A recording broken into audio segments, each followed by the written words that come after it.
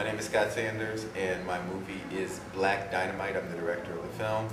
It's here at FILMFEST München. I think the directors that inspire me aren't necessarily blaxploitation directors. I was originally very inspired by Spike Lee when I started getting into film. Also, his books were really, really helpful for me. I've also, the great thing has been that I've actually had the opportunity to show the movie to Spike Lee, and he's become a huge fan of the film and has actually been helping us with the film. He's been kind of the godfather of the film. So that, in and of itself, has been like a huge, huge thing to me to have one of my, people who have inspired me to make movies involved in the movie. Also, the Coen brothers, I've been a big fan of theirs from the beginning, and I've also had, been fortunate enough to know them and just, see them up close on some level and watch them work. So, movies like The Big Lebowski were huge for me, just because in terms of that's the kind of comedy that I think is very, very funny. Also, Stanley Kubrick is a huge influence. I like movies like Clockwork Orange, Doctor Strangelove. These are the kinds of movies that are, I guess they're art house movies, or they're not straight ahead comedies, but those are the funniest movies to me. So I think maybe I took that, at least my interpretation of that thing is, and tried to apply it to Black Dynamite, apply it to the blaxploitation genre. My favorite blaxploitation movies tend to be the more serious ones, even though they're funny, but they're very serious. The Mac, which is a really, really good movie, actually. Very, very moving scenes in the Mac. It's pimps and hustlers, but there's some of them. The Mac is great because it's cold-blooded. It's the most cold-blooded blaxploitation movie there is. The Pimp-Talk is hard, I would say that's by far away the best. I like Willie Dynamite, which we have a pimp council in the meeting that completely came out of Willie Dynamite.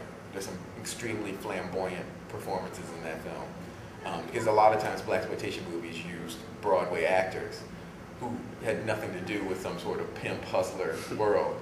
And so they did these performances that were so flamboyant that that was something that really influenced Black Dynamite.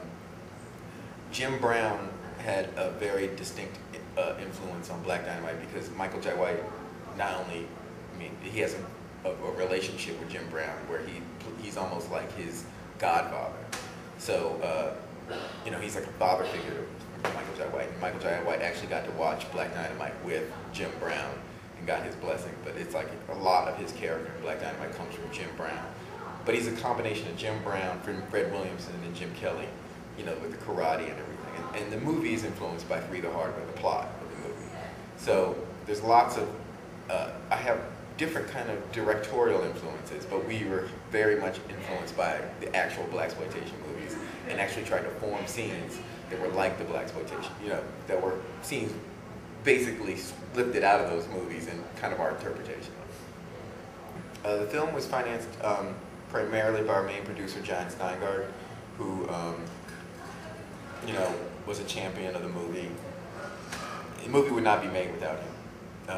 And I probably don't say this enough in interviews, but you don't get to make some whacked out crazy film, with a financier who doesn't want to take chances. And just as a producer, he got into the movie before we even had a script. We had a trailer. I showed it to him. We have a long personal relationship, and he was like, "Let's go." And he wanted. If anything, he pushed me farther than I necessarily wanted to go at times, which is great. So it was just one of those unique situations where you had somebody who wanted to push in a crazy direction. I directed a movie called Thick as Thieves in 1998 with Alec Baldwin and Michael Jai White, who plays Black Dynamite. And my second film is 10 years later, or 11 years later, Black Dynamite. In between that time, I was trying to make very, very esoteric independent films. And I got into a point where I was writing scripts to stranger and stranger films, which I still would like to make, but they're hard to get. It's very difficult to get those kinds of movies made. So I also, you know, I directed some commercials for the web. I wrote some scripts that, you know, didn't get made into Hollywood movies, but were bought by Hollywood companies. And I became a DJ. I just kind of needed a creative outlet because a lot of these things were kind of not being presented to the public. So I became a DJ. I started listening to all kinds of different kinds of music. I started doing some remixes and things like that, just kind of on my own.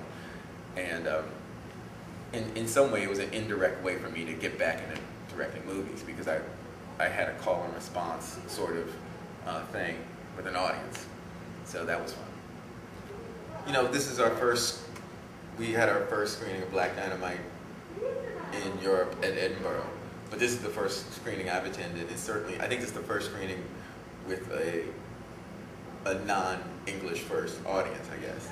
And it's very exciting to show a movie, you know, to people, you know, who English is not their first language, and they still seem to appreciate it and still seem to laugh in all the right places. So that's kind of an exciting thing. Like, hopefully it makes me feel good that, like, maybe this might, you know, this seems to be working for an international audience, and that's not something that I really expected. You know, me and Michael J. White and Byron Mintz, the other writer, who also plays Bullhorn, you know, we kind of made a movie for ourselves.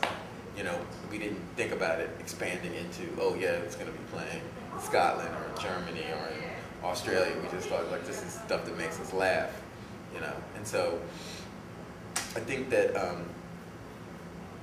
everything about the movie's been such a pleasure and such a, I think it makes you feel good that, like, if you and your friends like something and are entertained by it, that it can somehow broaden out into a broader audience. And it was a very organic process, and you know, it doesn't come along very often.